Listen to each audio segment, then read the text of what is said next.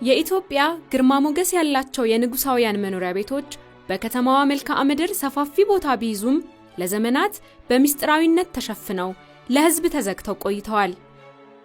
አሁን ግን በጠቅላይ ሚኒስትር አብይ አህመድ የታሰበውና የተከናወነው የእድሳት ሥራ ምስጋና ይግባውና አንድነት ፓርክ በመባል ከሚታወቀው ከታላቁ ቤተ መንግሥት ጀምሮ እነዚህ ታሪካዊ ቦታዎች በራቸውን ከፍተው የኢትዮጵያን ያለፈ ታሪክ ምን እንደሚመስል በጥቂቱም ቢሆን ለጎብኚዎች ሁሉ ማሳየት ጀምረዋል። ወደ ብሔራዊ ቤተ መንግሥት እንኳን በደህና መጡ። የአፄ ኃይለ ሥላሴን የ25ኛ የንግስና ክብረ በዓል የብር ኢዮቤልዩ ለመዘከር ታስቦ የተገነባው ብሔራዊ ቤተ መንግሥት ኢትዮጵያ የቅርስ ሀብታም ለመሆኗ እንደ ልዩ ምልክት ሆኖ በምስክርነት ቆሟል። በአንድ ወቅት ለንጉሳውያን ቤተሰቦችና በደርግና በኢህአዴግ ለባለስልጣናት ብቻ ተከልሎ የነበረው ይህ ቦታ በአሁኑ ጊዜ ሁሉም ሰው ሊያየውና ሊጎበኘው ወደሚችለው የጋራ ሀብትነት ተለውጧል። ለዘመናት በጊዜ ሀብት የከበሩ ህንፃዎችና ውድ ብሔራዊ ሀብቶችን የያዘው ይህ ታሪካዊ ህንፃና ምድረ ግቢው ችላ ተብሎ በእጽዋት የተሞላ ነበር። ቤተ መንግስቱና ምድረ ግቢው ለህዝብ ዝግ ሆነው ስለቆዩ ጫካ የዋጠው፣ አረም የወረሰው፣ ጣሪያው የሚያፈስ፣ በቂ መብራት የሌለበት፣ ቅርሶቹ በአቧራና በጨለማ ክፍሎች ውስጥ በአቀማመጥ ተጎሳቅሎ የነበሩበት ነበር።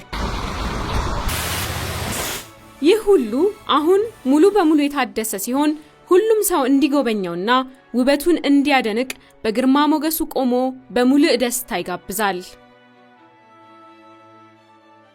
ቤተ መንግስቱ በውስጡ የያዛቸው ስብስቦች ለሀገሪቱ ከፍተኛ ዋጋ ያላቸው ታሪካዊ ቅርሶች መሆናቸውን ከግምት በማስገባት የእድሳት ሂደቱ ልዩ ጥበቃ ባልተለየው መልኩ በታላቅ ጥንቃቄና ትኩረት ተከናውኗል።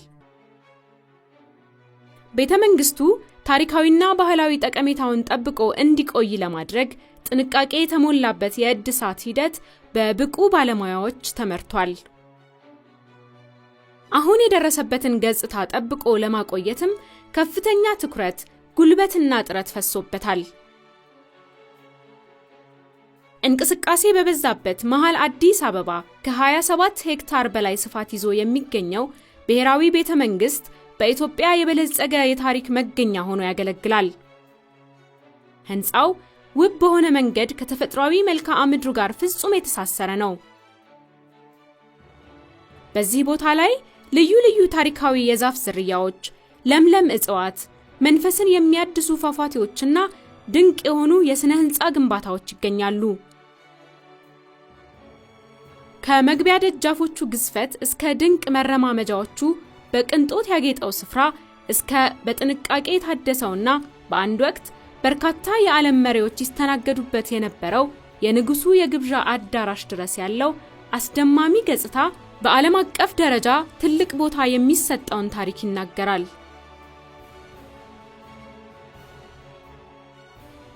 በጊዜ ውስጥ የሚደረግ ጉዞ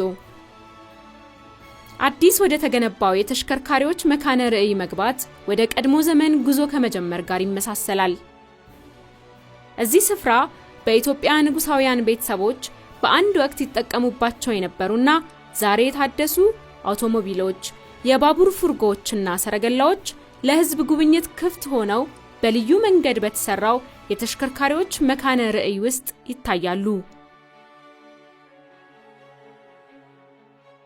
እነኚህ እጅግ ምቹና ከመላው ዓለም የተሰባሰቡ የመኪና ቅርሶች የመንግስት ትራንስፖርት የክብርና ሞገስ ብሎም የዘመናዊ ጠቀሜታ ምልክት ነበሩ። እንደ ሮልስ-ሮይስ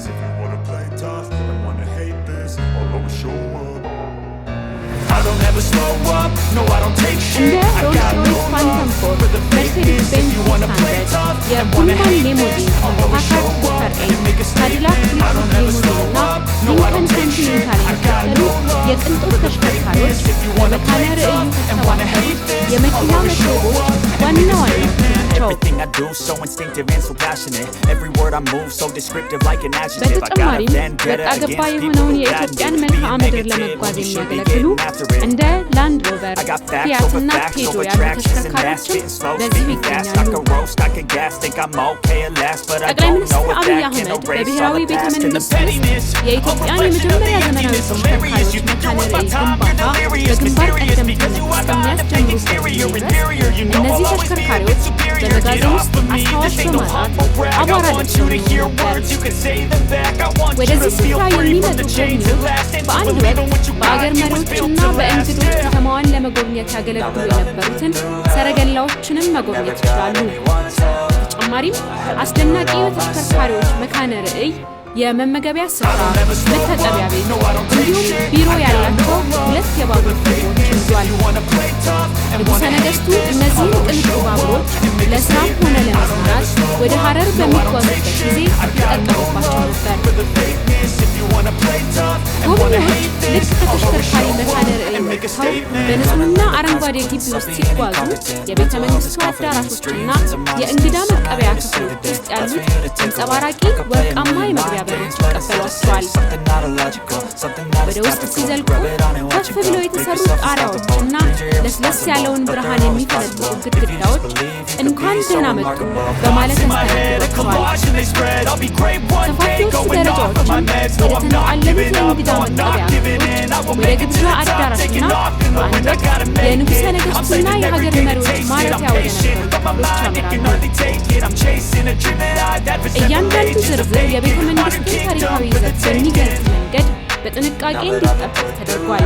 እነዚህ ስፍራዎች ከመንግስት ግብዣዎች እስከ ወሳኝ ዲፕሎማሲያዊ ስብሰባዎች ድረስ በኢትዮጵያ ታሪክ ውስጥ ቁልፍ የሚባሉ ያስተናግደዋል። ከላይ በቆዳ በተለበጡ ኮርኒሶችና በውስጡ በውብ የቤት ዕቃዎች ያጌጠው ታላቁ የእንግዳ መቀበያ ክፍል ለጊዜው ከታላላቅ የዓለም መሪዎች እስከ ብሔራዊ ጀግኖች ድረስ አስተናግዷል። ጎብኚዎች ወደ ምድር ቤት እየወረዱ ሲመጡ እንደ አዲስ የተሰራውንና የቤተ መንግስት ስብስቦችን በክብር ያኖረውን ሙዚየም ይቀበላቸዋል። እነሆ ዘውዶች፣ ዙፋኖች፣ ያጌጡ የመመገቢያ ዕቃዎችና በቆዳ የተለበጡ መጻሕፍትን የመሳሰሉ ውድ ውድ ሀብቶች ይገኙበታል። እያንዳንዱ ስነ ጥበብ የኢትዮጵያን የበለጸጉ ባህላዊ ቅርሶች ከዓለም ጋር ያላቸውን ግንኙነት ይመሰክራል። እነዚህ ዕቃዎች በአንድ ወቅት ንጉሠ ነገሥቱ በዙፋናቸው ይጭኗቸው ከነበሩት ውብ አክሊሎች አንስቶ እጅግ አስገራሚ ንድፍ እስከተሰራባቸው የዘውድ ዙፋኖች ያሉትን ቅርሶች የቀደመውን ዘመን የሥነ ጥበብና የዕደ ጥበብ ሙያ በሕያውነት ያንጸባርቃሉ።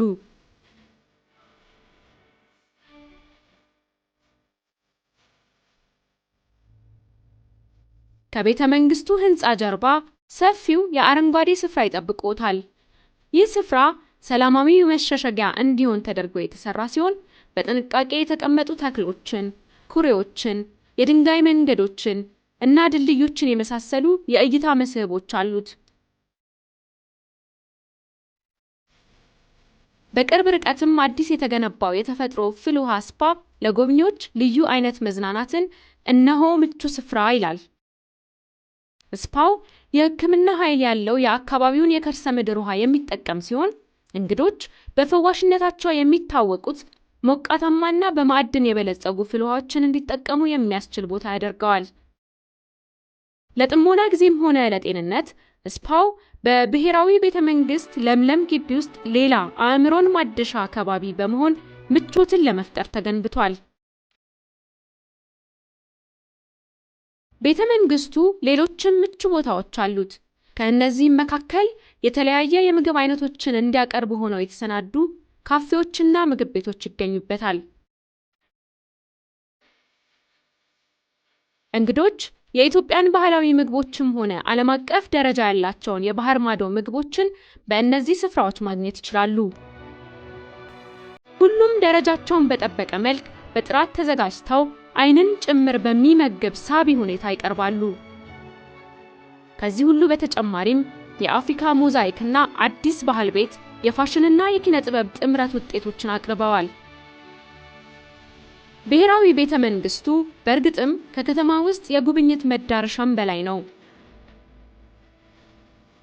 በኢትዮጵያ ያለፈውና አሁን ባለው መካከል የተዘረጋ ድልድይም ነው። ይህ ድልድይ ለመማር፣ እርስ በርስ ለመቀራረብና ለመገናኘትና ክብረ በዓልን ለማክበር የሚሆን ሁነኛ ስፍራ እንዲሆን ተደርጎ እነሆ ነባሩ ታድሶና አዳዲስ ግንባታዎችን አካቶ ይጠብቆታል። የተሽከርካሪ መካነ ርዕዩን ውድ ሀብት እያደነቁ በለምለም ቅጽረ ግቢው እየተንሸራሸሩ ወይም በንጉሳውያን ጥንታዊ ቅርስ እየተደነቁ የሚያደርጉት ጉብኝት ስለሆነ እያንዳንዱ ደቂቃ ወደ ኢትዮጵያ አስደናቂ የታሪክ ገጽ አንድ እርምጃ ይወስዶታል።